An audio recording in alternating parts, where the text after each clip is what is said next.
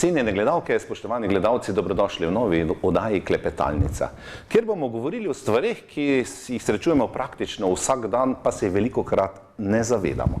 Gre za seveda oblikovanje našega sveta in v goste smo povabili docentko, doktorico Sonjo Šterman. Lep pozdrav, Sonja, v našem studiu. Lepo pozdravljeni, tudi vam hvala za povabilo. Nekaj osnovnih podatkov seveda bova glasbeniki bi rekli opus, mi bomo rekli dejavnosti bolj, z treh področji. Prvo ste seveda kot docentka tudi predavate na Fakulteti za strojništvo v Mariboru, Univerze v Mariboru, katedra pa se reče, se ne vem, da ne bom kaj narobe povedal, in predavate pravzaprav študentom dva študijska programa. Malce morda za začetek, za ogrevanje, nekaj o tem.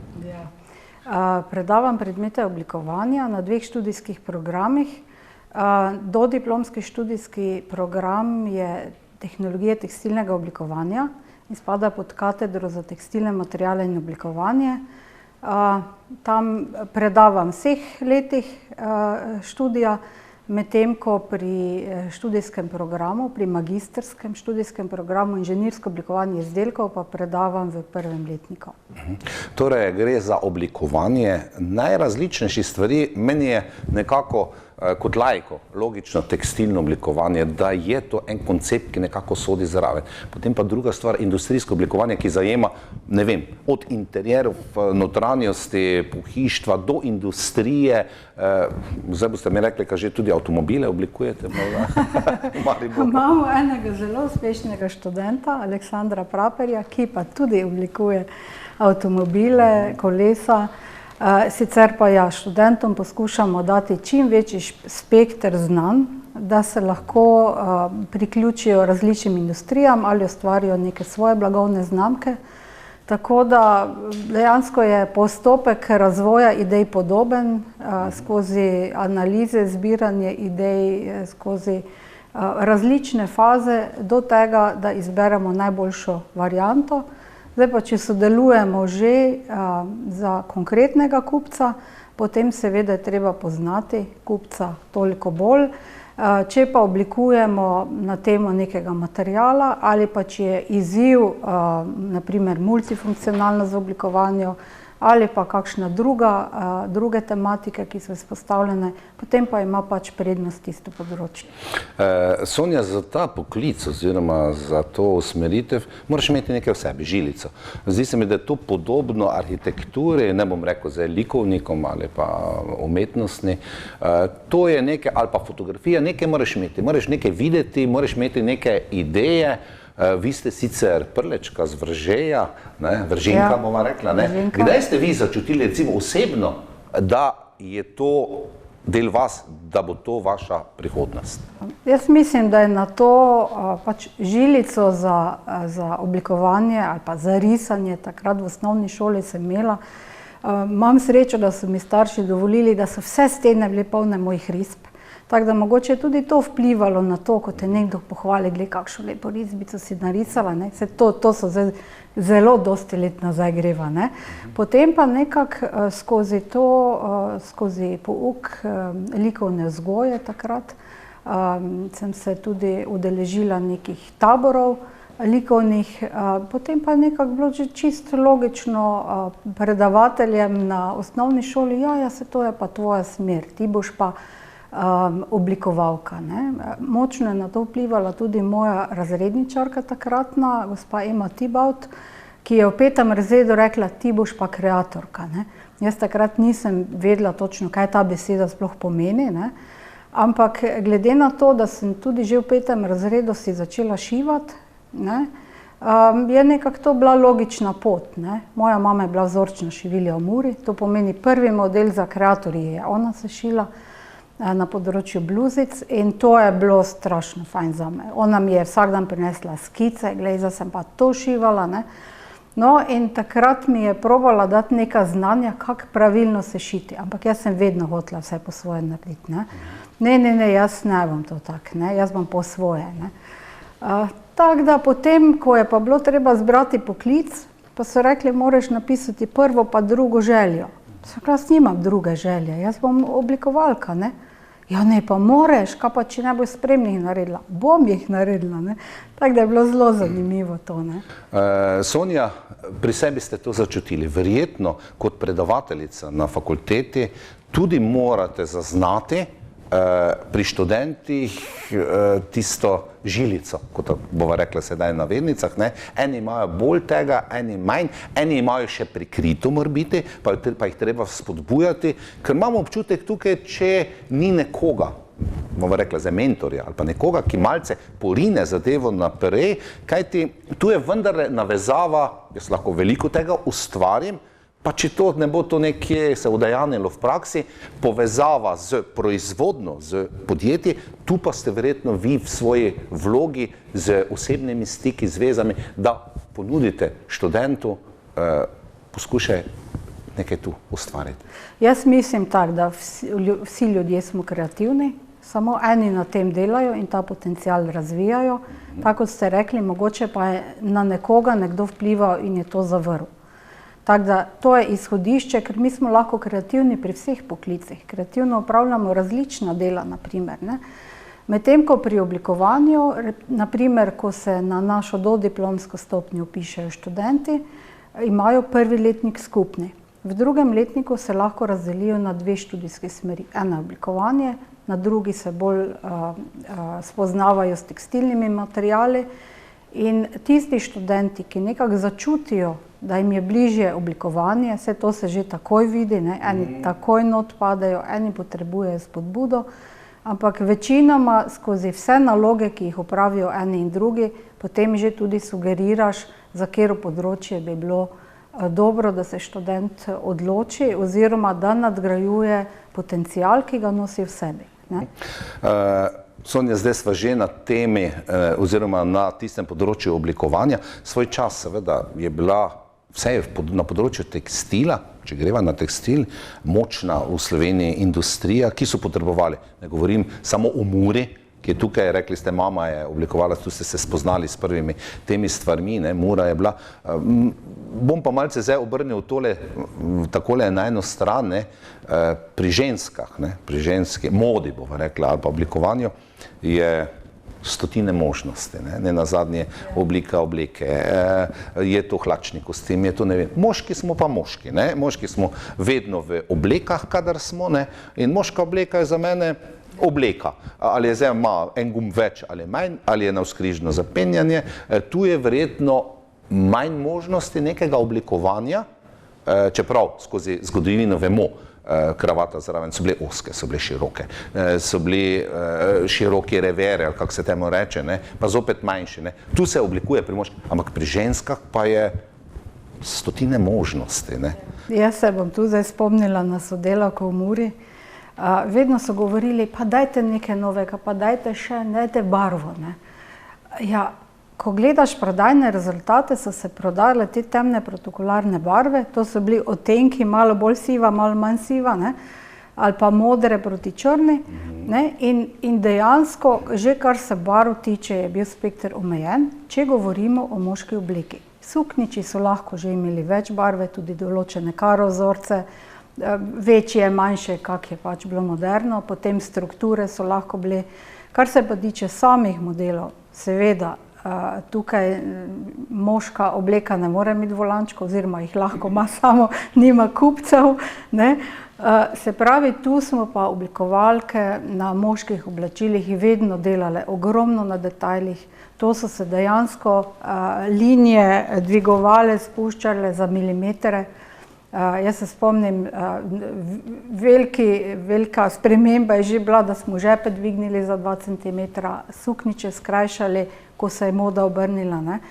Tudi stranke, tudi kupci so zelo težko se prilagodili na neke nove forme, ne. Tako da, zdaj, če pogledava moška oblačila, ta protokolarni, bolj službeni del, seveda tu je sprememb najmanj.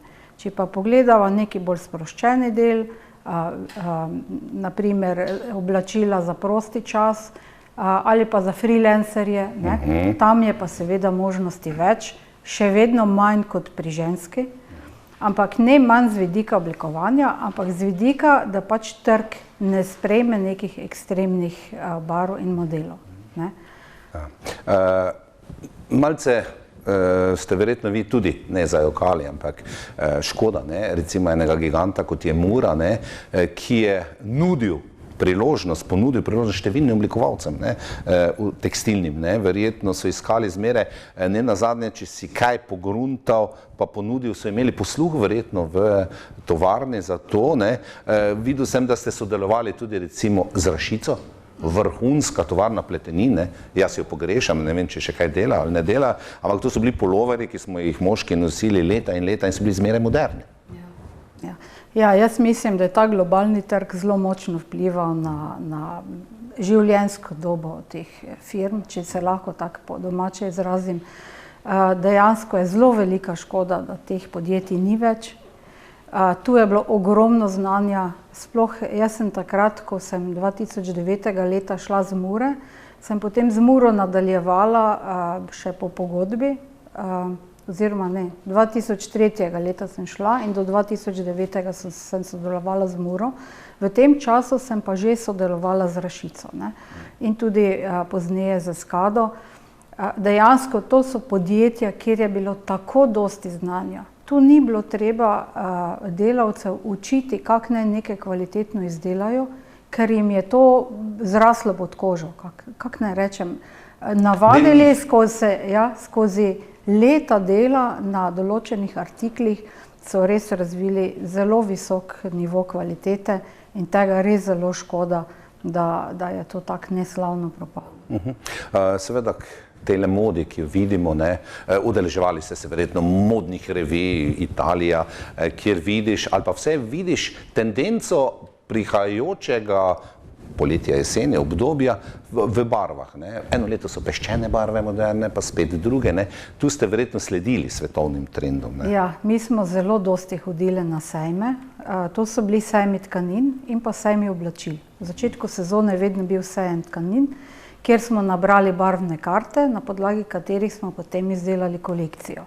Ko je bila kolekcija končana, ko smo imeli pripravljeno za kupce, takrat je pa istočasno že tudi potekal sejem oblačil in smo običajno videli, smo na pravi poti bili, ali pa če smo kaj videli zanimivega, se je mogoče še dalo kaj dodati. Ne. Poleg tega pa, če ti to slediš iz sezone v sezono, potem si tudi bolj samozavesten na tem, da točno veš, kaj počneš. Tudi bolj suvereno predstaviš kupcem, kaj je in, kaj se bo prodajalo, kaj je modno. Ne? Tako da tu smo potem seveda oblikovalke sodelovali še naprej z kupci, se pravi s poslovodji, predstavljali smo jim kolekcije. Tako da ja, bilo je ogromno posluha. S tem, da ko je kolekcija velika, seveda oblikovalke smo najraje forsirale tiste neke ekstremne nove kose, ne? Kar smo potem tudi izkoristili pri stylingih za kataloge.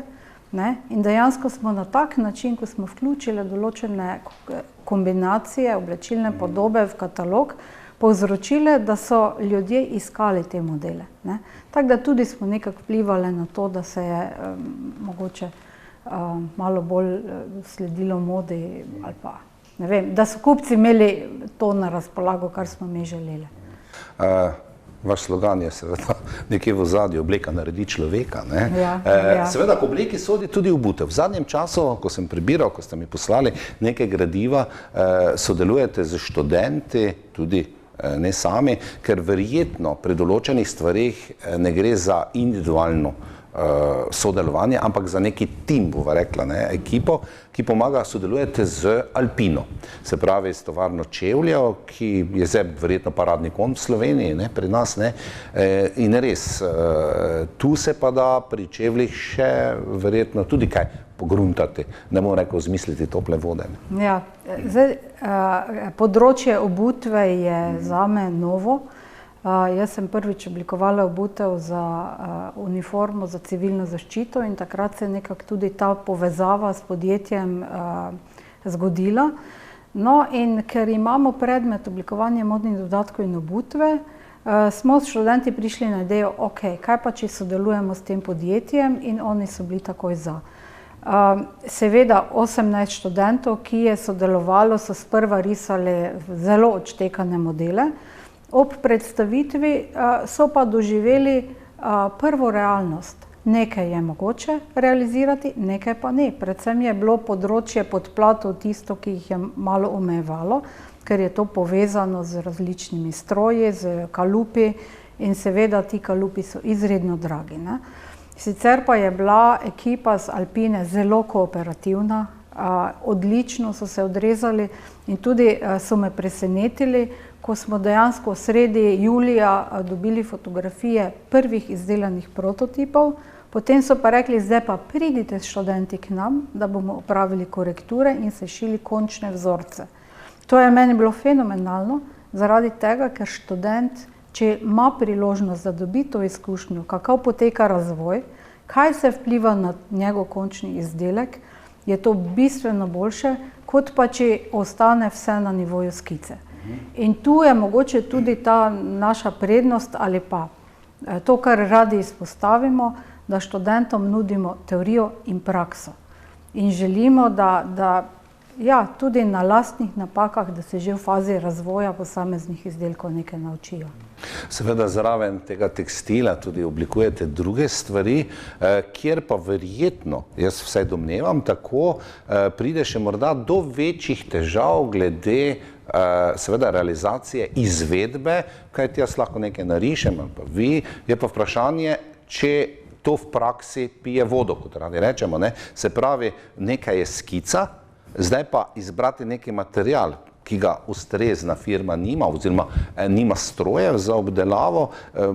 Seveda, tu gre za povsem pragmatične stvari, kajti nekaj narisati, lep dizajn, mora tudi praktično biti uporabljen. Zdaj tu, če razdelim to vprašanje na več delov, na področju tekstil in oblačil, študenti vedno realizirajo modele in tu imamo zelo dobro podporo sodelavk, ki jim nudijo znanja z konstrukcije, modeliranja, izdelave oblačil. Tako da to vedno imamo realizirano in tudi predstavljeno na modni reviji v Pokrajinskem muzeju. Na področju inženirskega oblikovanja, tam se da tudi ogromno rešiti samo vizualizacijo, 3D vizualizacijo modelov, naučijo se 3D skenirati, 3D modelirati in dosti stvari lahko predvidijo, kako bi se materiali v realnosti tudi obnašali, ne. Drugače pa, kar se tiče stolov, na primer, zdaj se dogovarjamo z srednjo lesarsko šolo, oziroma smo se dogovorili, da določene artikle, ki so jih naši študenti oblikovali, bodo oni realizirali. Določeni študenti, ko pa imajo mogoče starši neke delavnice, mizarske doma, tisti pa bodo seveda sami realizirali. Tako da vedno znova se potem prilagajamo temu, kakšno nalogo smo sploh zbrali, naprimer dostikrat je recimo kuhinjski pripomoček, pa je lahko karkoli, ali pa recimo kakšna naloga presenečenja in vlečejo listke z nalogami, kar je tudi zelo zanimivo, ne. In se potem mora poglobiti čisto v eno novo področje. Omenili ste seveda les, stole, ne, tu smo imeli svetovno znane oblikovalce stolov, ne, mislim, da za stol Kamnik je tisti mojster tam, priimka, ne vem, se ne spomnim, naredil, ne, recimo modele, po kateri so bili napravljeni. No, čudovito delati z lesom, stoli, podobne stvari. Druga stvar pa je, da je sedaj moderni material je pač plastika oziroma izdelki, ki se delajo. Vi ste sodelovali tudi s podjetjem Dolejši modni gumbi. Malce nam zaupate, kaj so tam počeli in kaj ste vi potem z njimi soustvarjali? Poglejte, proizvodnja gumbov je taka, da je, mislim, da okrog 50% te plastike odpad. Način izdelave gumbov je tak, da vlijejo maso, pomešano, to plastično poliestersko maso, pomešano z nekim trdilcem, to se potem rotira in razrežejo na plošče.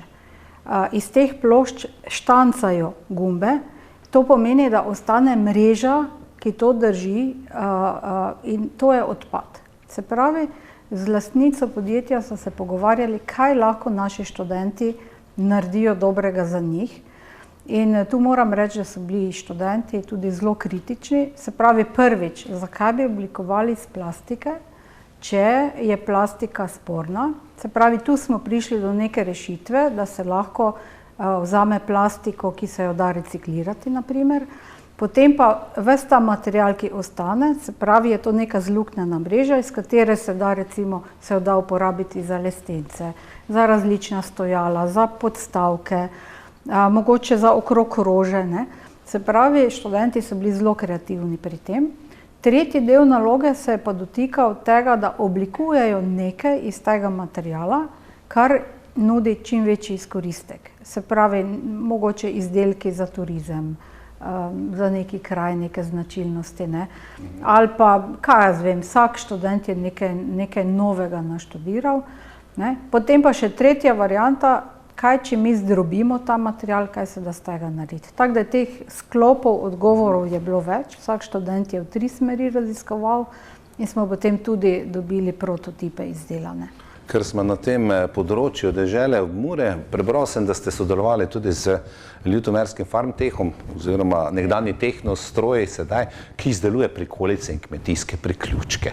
Zdaj pa me res zanima, kaj ste tu lahko podjetju ponudili oziroma ali so oni prišli do vas, vas prosili in ne vem, glede prikolice, avtomobil mi je jasno, izgled, luči takšne, drugačne, ne. Avtomobil le pritegne kupca in tistega recimo voznika, ki se pelje za njim, ne, ali pa pred njim, ne, pa vidi to vse skupaj, ne. Ampak pri prikolici, ki je čisto praktična mora biti, ne, zdaj, če so luči moderne ali ne, kaj ste tu na tem področju recimo? Ja, jaz vodim tudi laboratorij za inženirsko oblikovanje, kjer sodeluje več sodelavcev in seveda tukaj pri tem, konkretno pri tem projektu, ker Fakulteta za strojništvo ogromno sodeluje z različnimi podjetji, je profesor, s katerim sodelujejo več, navezal stik oziroma predlagal, da bi lahko tudi razširili sodelovanje in na tak način so se za nas obrnili, da bi oblikovali prikolico Superfix. Mi smo sodelavci potem seveda bili veseli tega naročila in smo analizirali druge prikolice in oblikovali neko našo videnje. Sodelovala sta pa tukaj tudi 2 študenta. Zdaj, ko so oni videli vse te skice, so povedali smernice, kaj je njim najbližje in potem se je začelo tudi 3D modeliranje v računalniku. Zdaj, jaz vam čisto odkrito povedala, jaz sem veliko o tem razmišljala, ampak to ni moje področje, skic je bilo ogromno, ampak na koncu, ko je pač tisti 3D model bil tako daleč, da je bilo treba finiširati, smo potem sodelavci in z ekipo iz Farmteha sedeli, spreminjali linije in pravzaprav vsi vplivali na to, kakšno prikolico ravno kar izdelujejo v podjetju. Lansko leto so dali na trg manjšo, tam je bil naš vložek minimalen, ampak ta, ki je pa zdaj v proizvodnji in bo predstavljena verjetno na Agri, to pa je že kar naše skupno delo. In jaz sem zelo vesela, ne, da sodelavci, pač vsak od nas ima nekaj, neko znanje, ki ga lahko da. Kot veste, vsak projekt zahteva ogromno organizacije, tako da pri tem projektu sem potem jaz tudi določene stvari usklajevala in da smo Sonja, nimam občutka, kaj ne je bilo vaše področje. Mislim, se mi zdi, da vse obvladati je pa vaše področje, kot so dejala tekstil. In zdaj bo še kakšno spregovorila, oblikovali ste uniforme, obleke, rekli ste prej civilna zaščita, opremljate verjetno ministrstva za notranje zadeve, zunanje nekaj, nima uniform, ne, tam so diplomati, gospodje, ne, oni imajo obleke, ampak na drugih področjih je veliko tega, da oblikujete. Pravzaprav, na koliko časa se recimo nekaj spreminja, recimo v policiji ali pa pri vojakih. Mislim, da to ni tako pogosto, morda kakšne spremembe majhne, ki jih mi ne opazimo na naših uniformirancih, sodelujete pa s številnimi, tako podjetji kot ustanovami, zavodi. Ne? Ja, zdaj tu je zelo pomembno, da vemo, za koga oblikujemo, koliko časa nosi, koliko je teh ljudi, ker naprimer, ko sem oblikovala za Expo Milano, tu se je vedelo, nosili bodo pol leta, gre za mlajšo generacijo, gre za tudi mogoče malo manjše velikostne številke in naj predstavlja Slovenijo. Tu je bilo izhodišče za oblikovanje popolnoma drugačno, ne, kot pa naprimer za policijo, civilno zaščito, ministrstvo za pravosodje, ministrstvo za notranje zadeve, finančno pravo, carinsko pravo predtem, ne. Se pravi, to so, Zavod za gozdove, vaš sosed tu zadaj, ne. Se pravi, to so pa uniforme, ki se bodo nosile mogoče 10 ali več let.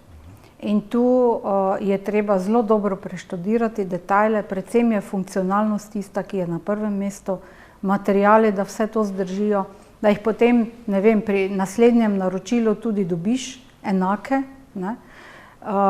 Ogromno dela je na detajlih in pa seveda, da vse skupaj paše, ne, da oblačila, obutev, dodatki, da je to usklajeno. Sonja, vas lahko nekaj vprašam, čeprav ni verjetno to skrivnost poslovna, ste kdaj tudi delali zadeve za letalske družbe? Recimo vidimo, ki potujemo po svetu, ti piloti so pa nekaj posebnega, čeprav piloti še so stevardese, ne, oči se nam zaustavijo, čudovit kostimček, ruta, kape so povsem drugačne, recimo. Ste kdaj že ustvarjali za letalske družbe? To pa še ne. Ampak je pa izziv to? Je pa izziv, ja. Sem pa veliko prebrala o tem, znanstvenih člankov in je zelo zanimivo, ne, kakšne so izhodišča za oblikovanje, ne. Je že prav, da so ta oblačila, da odsevajo eleganco, zaupanje, ne. Pri enem članku je bilo izpostavljeno, da je eno vodstvo neke letalske družbe želelo, da bi bile bolj casual ta oblačila, da bi se potniki boljše počutili. Na koncu so po enem letu vse skupaj zamenjali, ker se niti potniki niso dobro počutili, niti stevardese, ker je vse postalo preveč domače. Nobene elegance, nobenega zaupanja več ni bilo. Tako da, ja, zelo pomembno je, bi bilo vizijo oblikovati kakšno. Smo na področju, seveda, Slovenija celotna kot takšna, etnografija, bogatstvo, tudi ročnih izdelkov iz lesa, predvsem pa na našem koncu lončarstvo, ne, Center Duo v Veržeju, ki ima rokodelske lončarske delavnice. Se povezujete tudi tu s kakšnimi društvi, turističnimi, pa pride do vas, naredite mi izdelek, kazovin, ali pa dajte mi predloge, kaj bi bilo tista tipika, ki bi to predstavljala in bi bilo seveda domače, iz lesa, iz lončevine ali česa podobnega. Ja, tu zelo dobro sodelujem s Centrom domače in umetnostne obrti z Veržeja. Tudi smo že povezali projekt Prlek ja z kmečkimi ženami Križevci Veržej in Radensko gostinsko šolo. In tu je potem nastala serija enih keramičnih izdelkov, prtičkov in menijev, ki vključujejo elemente tistih rastlin, ki so včasih predstavljali bazo prehrane v tem okolju. Tako da je bil en zelo simpatičen projekt. Potem smo tudi poskušali malo vplivati na asortiman izdelkov, ki je v Centru Duo, z študenti, tako da je bil tudi zelo simpatičen projekt, kjer so bili vključeni tudi Žuman iz Ljutomera in pa Urška iz Centra Duo. Teh sodelav je bilo kar veliko, ne. Tudi recimo tu z društvom slepih in slabovidnih smo imeli določene delavnice na temo tekstila. Kar veliko sodelujemo. Z lokalno skupnostjo kot takšno, ne? Lepo, ne? Da ste vpeti tudi v ta dogajanje. Eden pač od študentov ima drugačen pogled, drugi. Tu se tudi vi verjetno, preden bova nadaljevala, soočate z nečim novim. Ne? Študenti so mladi, pravijo 100 oči, 100 pogledov, ne? In morda se v tem poklicu ali pa v tej branži učiš praktično do konca. Ne? Ja. Jaz mislim, da je zelo pomembno, da si odprt za nova znanja ves čas. Ne? Jaz, če zdaj primerjam, recimo čas, ko sem končala študij, prišla v Muro, kako dosti je bilo treba, da sem še jaz se določenih stvari naučila, ne samo praktičnih za delo v Muri, ampak tudi teoretičnih. Ne nazadnje, če delaš na tem, če študiraš in potem, če poskušaš prenesti določena znanja na mladino, potem enostavno vidiš, da je treba še marsikaj prebrati, da lahko predstaviš suvereno in teorijo in prakso. Čeprav me že čas malce priganja, ne, v zanimivem pogovoru to hitro gre. Sonja, morda za konec, študenti, ki končajo, se da s tem preživljati kot recimo samostojni podjetnik, ali pa je morda za začetek bolje se povezati z nekim podjetjem oziroma sodelovati morda takole, da potem dobiš, kot radi rečemo, neki imidž, ne?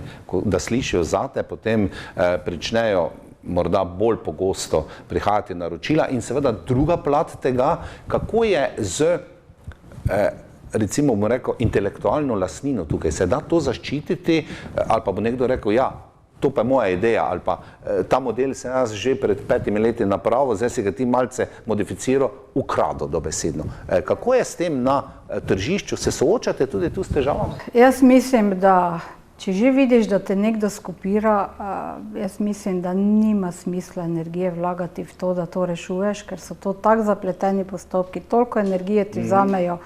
Če ti ta čas posvetiš oblikovanju nečega novega, enostavno poznam dosti primerov, ker tudi pri nas dosti predavateljev gostuje, ki so nam predstavili take problematike, da je nekdo želel zaščititi, oziroma normalno, če je neka inovacija, se zaščiti. Ampak če je nek dizajn, ne vem, na dizajn marsikaj tudi podzavestno vpliva, ne? In kje se zdaj naj prvič videl nek detajl, ne? Tako da jaz mislim, da na področju oblačil, če ne gre za neko inovacijo, za neka pametna oblačila, mislim, da nima smisla izgubljati časa. Drugače pa, kar se študentov tiče njihovega uveljavljanja na trgu, jaz jim zelo apeliram na njih, da naj že v času študija sodelujejo z različnimi podjetji, da pridobijo izkušnje. Recimo oblikovalci tekstil in oblačil, da grejo mogoče v trgovino, kjer prodajajo tekstilje, poskušajo nekaj modelirati z materiali. Potem v kakšne šivalnice, v kakšne studije, na kako prodajno mesto, kjer se prodajajo oblačila, da dobijo izkušnjo stranko, ne? Mislim, da študent, ki vse to, ki je odprt za različna dela, da potem ima tudi več poznanstva in mu je tudi lažje se uveljaviti na poti. Dostikrat je pa tudi tako, da študenti na magistrski stopnji čistim klikne, kaj bi delali. Imamo študentko, ko ima prodajno mesto v Mariboru, recimo pri predmetu ekološko oblikovanje, ko je oblikovala tisti model, je rekla, jaz pa zdaj vem, kaj bom celo življenje počela, ne? In je dejansko dobila skozi določene naloge neko uvid v to, navdih, kaj bi ona počela. In jaz mislim, da z mnogimi študenti tako, da je pač to, kar jim leži, v tisto smer potem tudi nekako nadaljujejo. Imajo pa tudi botike, sodelujejo z različnimi podjetji, v gledališču. Skratka, ogromno možnosti je, samo delo moraš videti. Sonja Šterman, docentka, doktorica, hvala, da ste se vzeli čas kljub obvezam na fakultete. Izpitni roki so, ne, sedaj pa smo malce tudi termin zamenjala, da ne bi vas preveč obremenjevali. Hvala za obisk v našem studiu, hvala za zanimivo temo o naši klepetalnici.